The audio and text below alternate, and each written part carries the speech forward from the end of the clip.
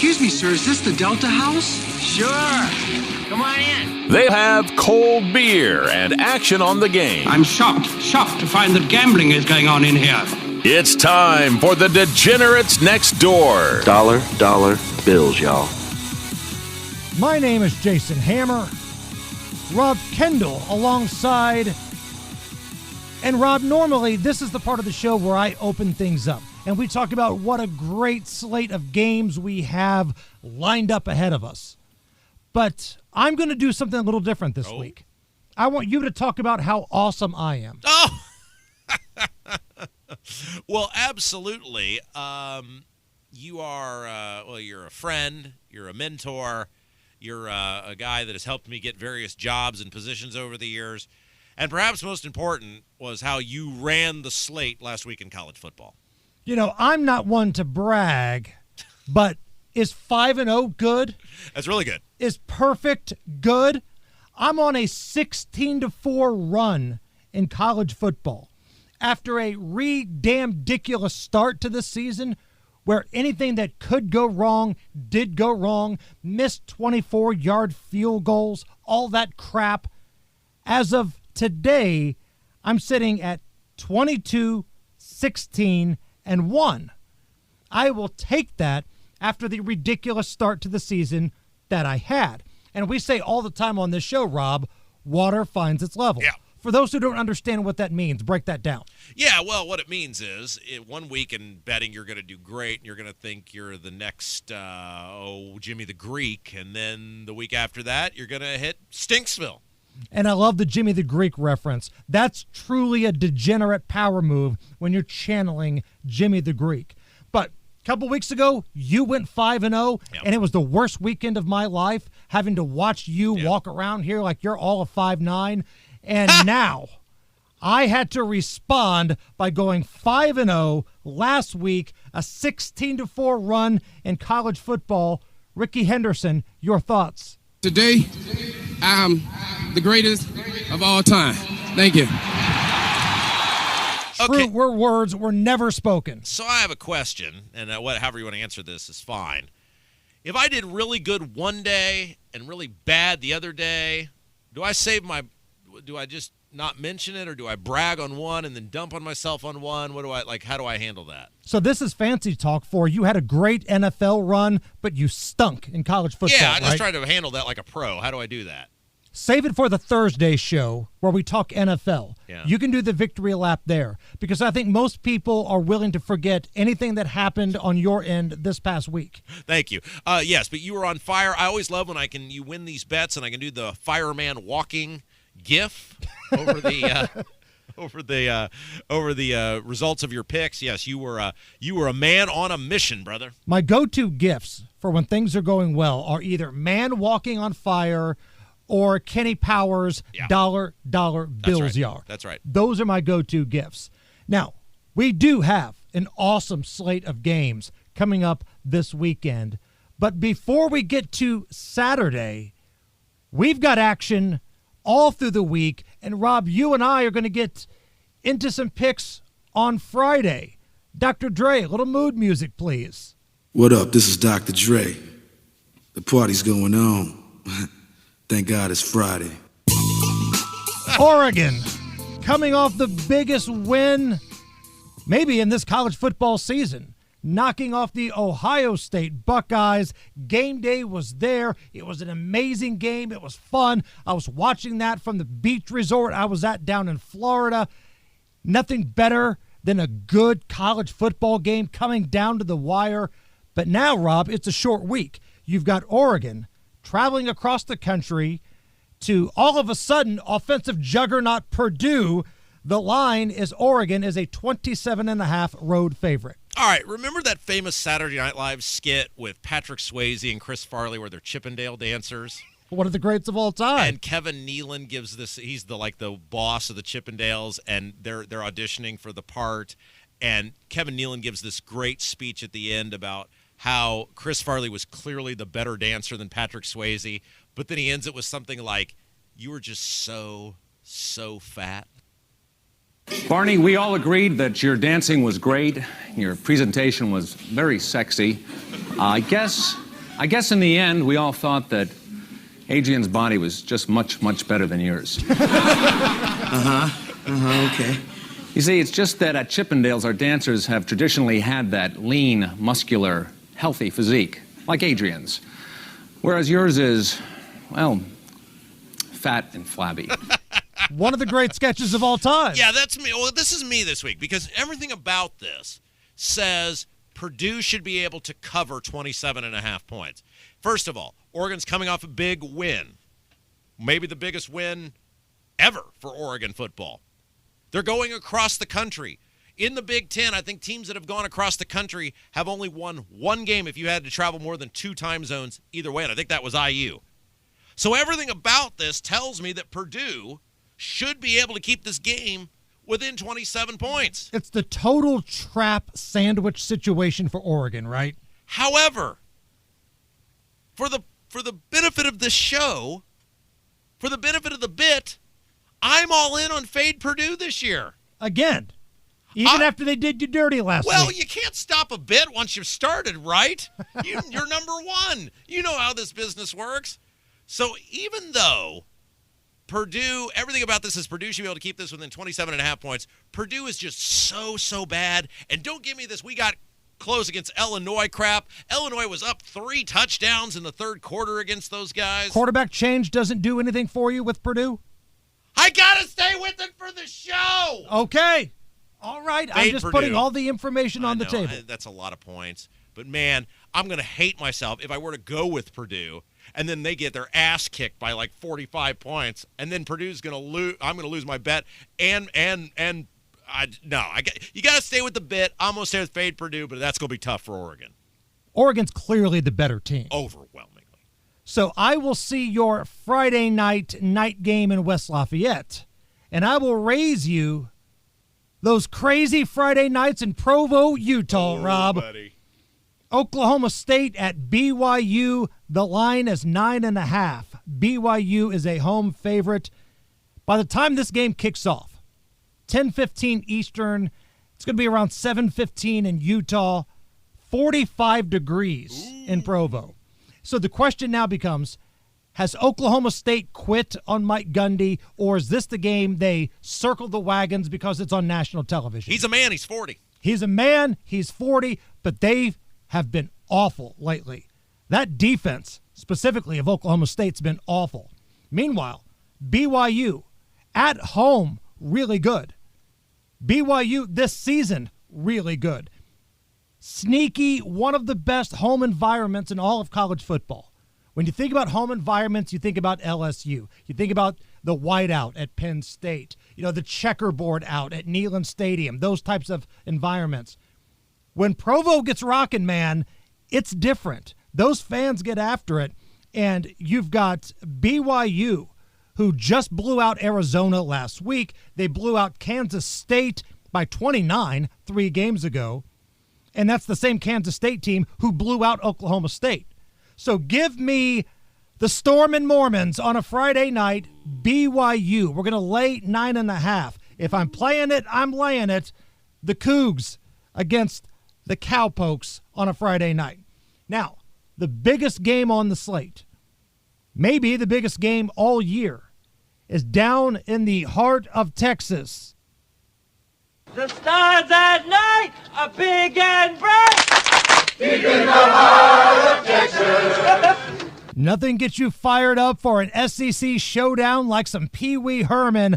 Rob Kendall, Georgia, on the road at Texas. The Horns are a 3.5-point home favorite. The over-under sitting at 56.5. Texas is on a different planet from everyone else. Every game I get more impressed with them, and they have so many dudes who are really, really good. They manhandled Michigan on the road. They manhandled Oklahoma on the road. And Georgia isn't the world beaters we thought they were when the year began. They gave up 31 against Mississippi State, Hammer. I didn't even know Mississippi State had a football team. That's great. They got uniforms and everything. Which means Texas could score 70. Texas statistically is the second best offense in college football. Ewers got the rust off last week against Oklahoma. This sounds like a lot on paper, but I've seen Georgia play. I've seen Texas play. Give me Texas laying the 3.5. What I love about Texas, you watch their games, their receivers, not only do they block down the field, their speed's on a different level. The speed from those Texas wide receivers, it's strong. That's a good play. I like that one. So, again, just so we're clear, you're all in on Texas minus 3.5?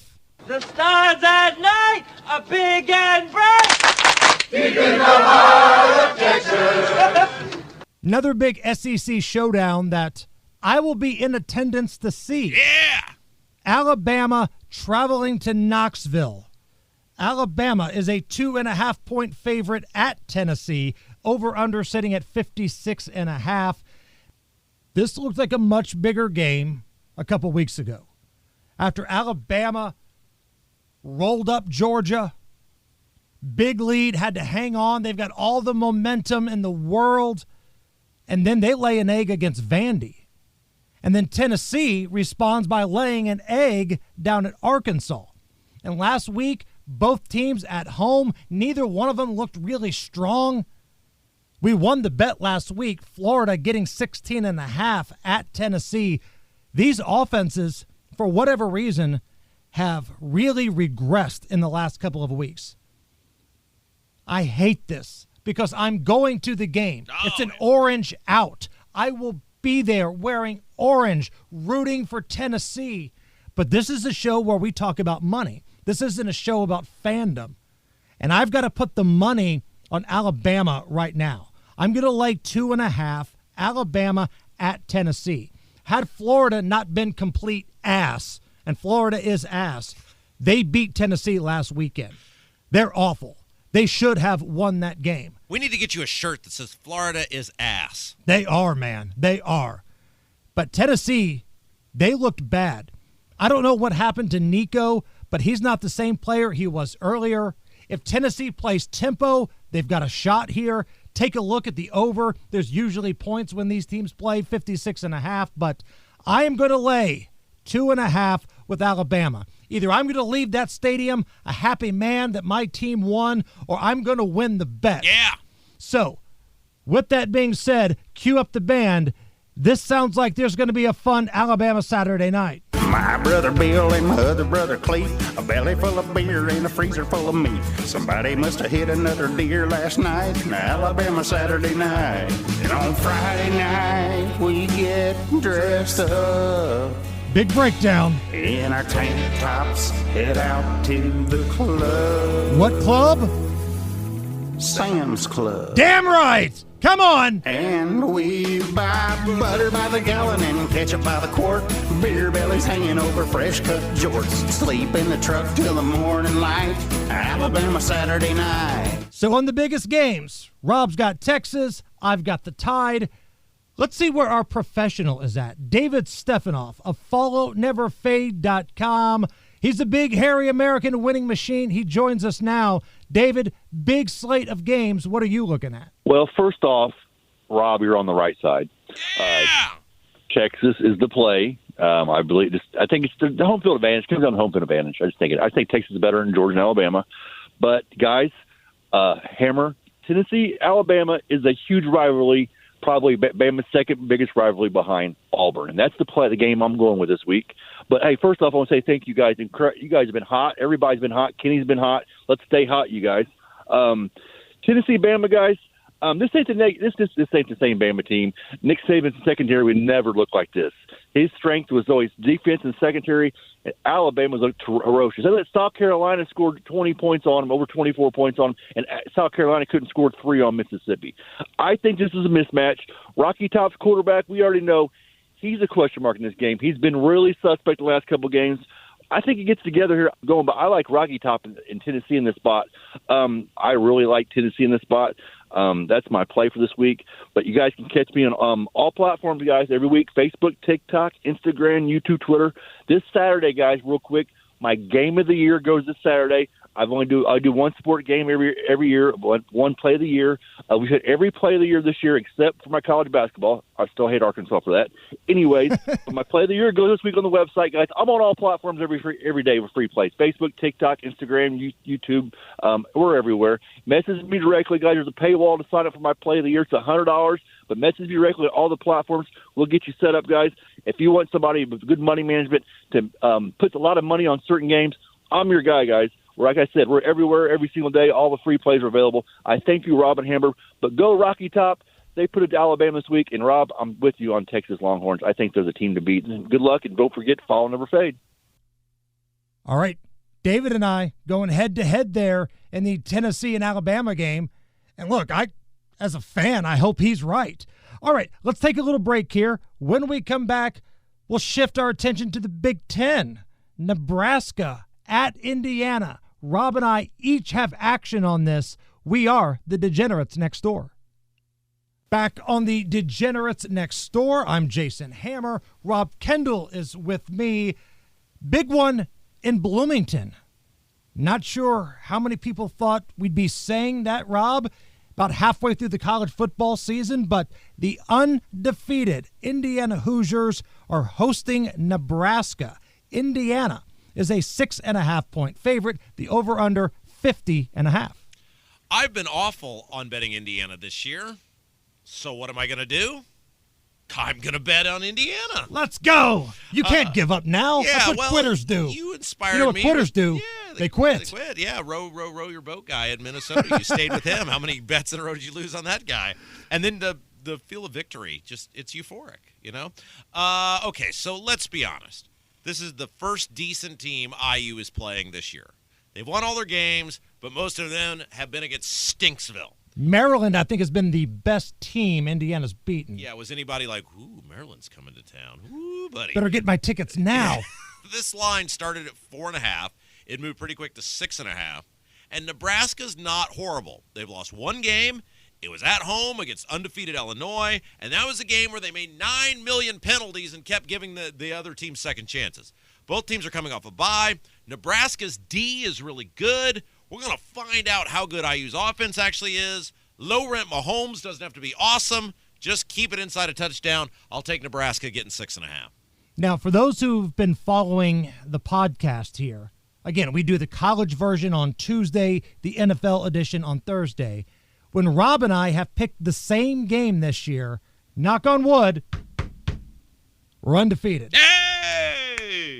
I'm with Rob on this one. Yeah. Nebraska getting almost a touchdown, that seems like an awful lot. I want to see how Indiana handles success because they, too, are coming off a bye. They're bowl eligible. Fox Sports is bringing the big Ten show to Bloomington. The crowd is sold out.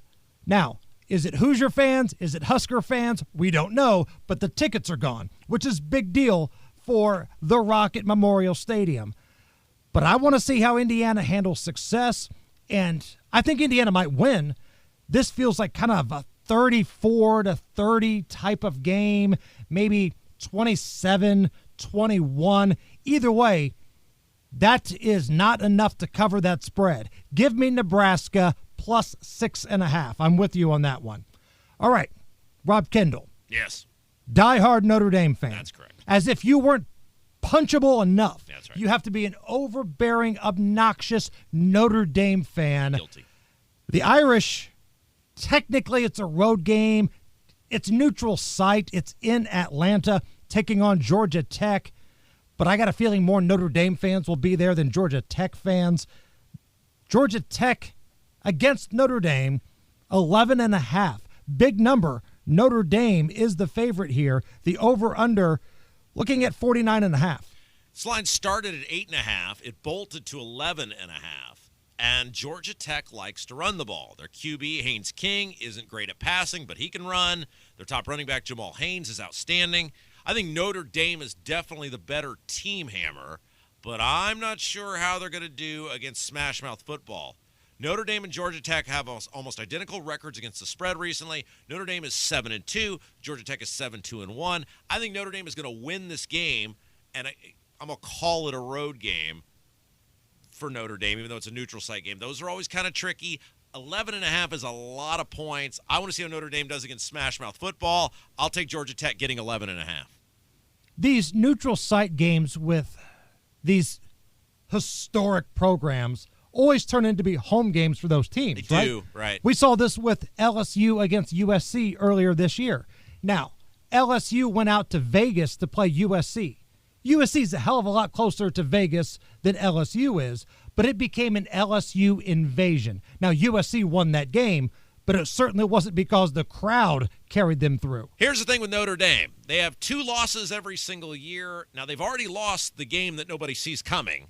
And then there's always, because they play the worst schedule in college football of all the major teams, then there's always a game where you still have hope for the season. Where you're like, okay, we had that bad loss, but we got some nice wins here. If we just run the table, we're going to be in the playoffs.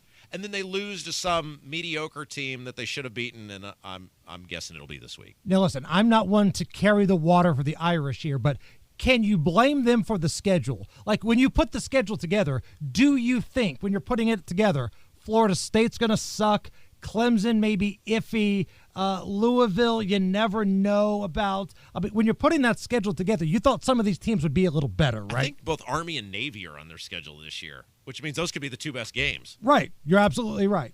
All right. I am keeping it in the Big Ten. Iowa on the road at East Lansing taking on Michigan State. The Hawkeyes are a 5.5-point road favorite.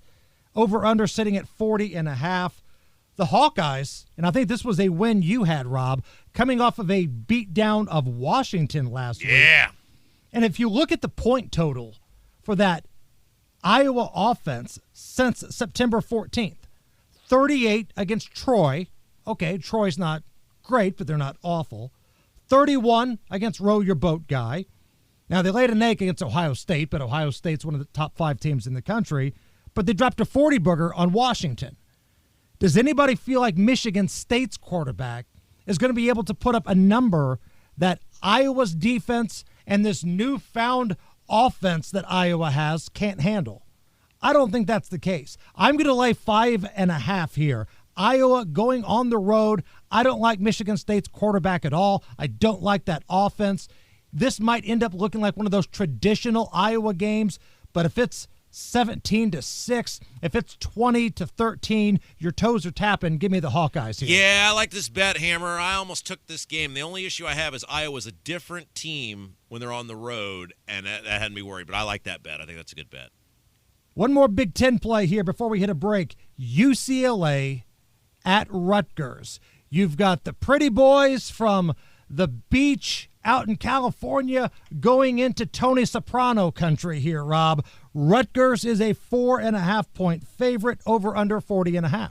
All right, so I'm going to totally contradict myself because earlier I was talking about how teams who go from west to east or east to west, if they're traveling 2 time zones, they don't do very well. And then I took Oregon to cover 27.5 points against Purdue. But that's what's on my mind here. Teams that have to travel 2 time zones or more in the Big Ten this year are awful. Like I said, I think they've only won 1 game. I saw it on full display. We mentioned that Iowa-Washington game. Saw it on full display there. Rutgers is coming off a horrible performance against Wisconsin. They've lost 2 in a row. One of them was to Nebraska, who's pretty good.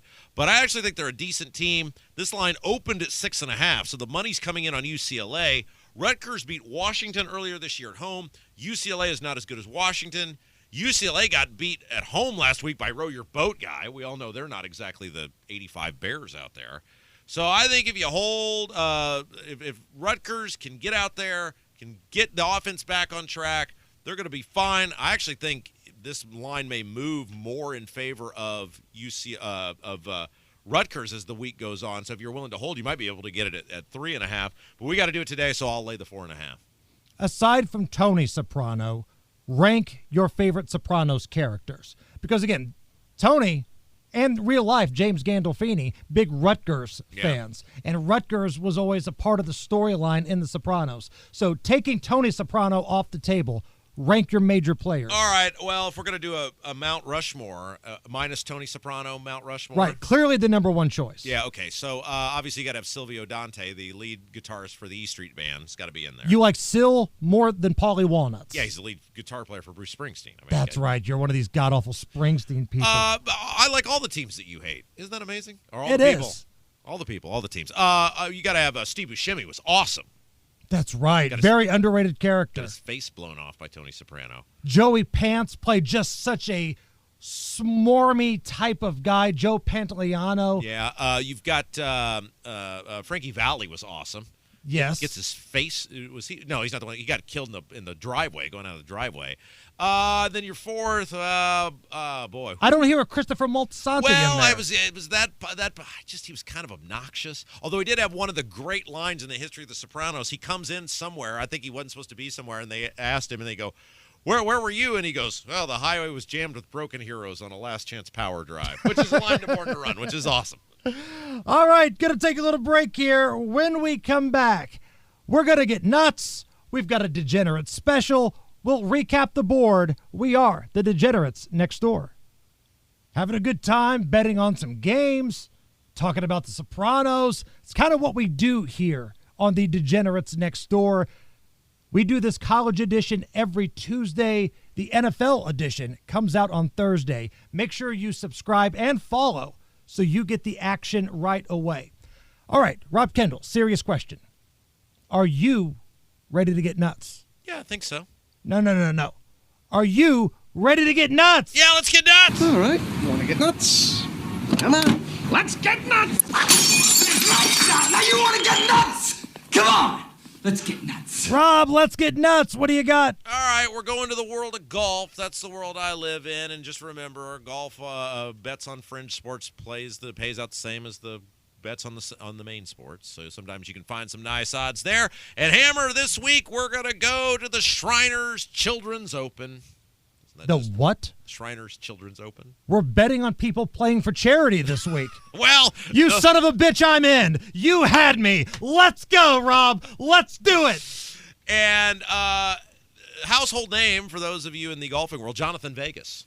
Johnny Vegas. Johnny Vegas. I saw this guy, and I know who he is, obviously. I told some skank at Dill Street in Ball State that was my name once, Johnny Vegas. I saw the odds on this and his name, and I said this would be a perfect bet for Hammer. His real name is Jonathan Vegas, and he is ranked second in greens hit in regulation on the PGA Tour. He's fifth in total driving. And this week they're playing at a course called the TPC Summerlin, where shots on the green, you got to get shots on the green in order to clean up. And for this week, Jonathan Vegas doesn't have to win. He's just got to get in the top 10. Because right now, you can get Jonathan Vegas at plus 450 to finish in the top 10 at the Shriners Children's Open. That means a $5 bet would pay you $22.50. Let's get nuts with Jonathan Vegas plus 450 to finish in the top 10 at the Shriners Children's Open. All right, you want to get nuts? Come on, let's get nuts. Now you want to get nuts? Come on, let's get nuts. Great moments in lying to chicks at Ball State bars history. I once told a chick that when I was a kid, I won a contest from MTV, and I was the one that blew the whistle in the song Paradise City. Of course. Right, of course. Because she had this, like, Guns N' Roses shirt on. I mean, like, God, she was just stacked. She looked good. Yeah. And it was Penny Beer Night, so I was just hammered. So I came up with almost like a George Costanza type of lie. Yep. I told her that when I was a kid, I won a contest on MTV, and in the song Paradise City, I was the one that blew the whistle. That work? I got her number. Nothing really happened after that, but I feel like that was a success. Ever get somebody's number and then not remember how you got it the night before? Oh, Rob, that was every single day during my time in Muncie, Indiana. Hey, I don't know if you've noticed, but 6 out of the last 7 of these have been a big, hairy American winning machine. Cue up the band. It's time for the Degenerate Special. It's time for Hammer's Degenerate Special. Now, I'm no math major, but 6 out of 7 is pretty good. Yeah, it's real good. Now, if you're new to this podcast, the Degenerate Special, this is a game that nobody cares about. Nobody's going to watch. I don't think the parents of the players are going to watch this game. But like Rob pointed out earlier, like when you're betting on guys like Johnny Vegas, the money you can win on this game spins the same. That's right. As if you get a bet right on Georgia at Texas. That's right. And we're talking New Mexico at Utah State. New Mexico was a winner for us last week because we were fade Air Force. New Mexico minus 2.5 at Utah State. Rob, are you ready for this over-under? I love it. 78.5. 78.5. What? Utah State is 11th in the Mountain West Conference. 1-5 on the season. They won their opener, and they've lost 5 straight. Listen to some of their recent scores. 48-0 loss to USC. 38-21 loss to Utah. Well, that's not bad. They gave up 45 to Temple. They gave up 62 to Boise State. They gave up 50 to UNLV with a backup quarterback. Now, as for New Mexico, again, they gave us a win last week, and they've won 2 straight games. And they rank in the top 25 in the country in offensive points per game at 35.3 points per game. So you're probably thinking to yourself, well, damn, we're going to go with New Mexico, right? New Mexico gives up 42.7 points per game. So if you look at this objectively, neither one of these teams can stop anybody. One team has a decent offense. The other one doesn't. So this feels like a 42-36 type of game. And somehow, Rob, that's an under. 42-36 is an under. As long as we don't average 20 points per quarter, our toes are tapping. I don't have a good feel, but I just cannot take 78.5 and do an over on that. We're going under 78.5. That is this week's Degenerate Special. Some guy's pulling the trigger on over 78.5 points. And he might not be wrong. That's the thing. What is that, a Saturday game? Yes. New Mexico at Utah State. This is a Saturday game, and the over-under is 78.5. I can't wait. Rob Kendall, let's recap the board. So I've got Rutgers giving 4.5. They're at home against UCLA. Nebraska getting 6.5 on the road at Indiana. Georgia Tech, they are an 11.5-point underdog at a neutral site game against Notre Dame. Texas laying 3.5 against Georgia in the big one. And then the Friday night affair, against every instinct that I have, I'm going to have Oregon State giving 27.5 against Purdue. And by the way, if you want to get nuts, you can get Jonathan Vegas at plus 450 to finish in the top 10 at the Shriners Children's Open. Friday night, I got BYU minus 9.5 against Oklahoma State. Alabama minus 2.5 against the Tennessee Volunteers. I'll be rooting for Tennessee. I'll be there. I'll be drinking moonshine, and either my team's going to win or I'm probably going to win the bet. You won't remember it either way, though, Hammer. Watch Alabama win by 1 or just 2 and totally screw me. Nebraska, I'm with Rob on this one, plus 6.5. We're going to lay 5.5. Iowa on the road. I don't like Michigan State's quarterback at all. And the Degenerate Special, New Mexico at Utah State, under 78.5. That's my favorite bet you've ever made. That's Rob Kendall from the Kendall and Casey Show in Indianapolis for David Stephanoff of followneverfade.com. My name is Jason Hammer from the Hammer and Nigel Show. We will talk to you this Thursday for the NFL edition. 5-0 last week, baby. Let's keep it rolling. We are the Degenerates Next Door, and as always, may the odds be ever in your favor.